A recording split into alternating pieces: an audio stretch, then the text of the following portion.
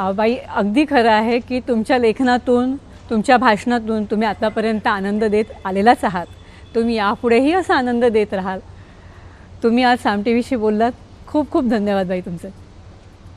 मला बरं वाटलं, कारण या संमेलनामध्ये मी पाहते की तरुण वर्ग खूप मोठ्या प्रमाणावर आलेला आहे आणि तो जर जास्त सक्रिय झाला तर कुठल्याही देशाची, समाजाची उन्नती होणं ही अवघड गोष्ट नसते.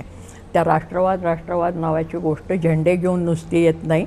तरुणांची मनं जितकी क्रियाशील राहतील निरनिराळ्या कारणात आणि निरनिराळ्या कामामध्ये, ते महत्त्वाचं असतं.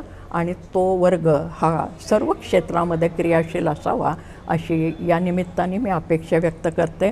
तुम्हाला मनापासून धन्यवाद देते, कारण बडबड करणं हा माझा धंदा आहे. त्याला तुम्ही जरा थोडंसं पूरक वातावरण निर्माण करून दिलं. मनापासून धन्यवाद.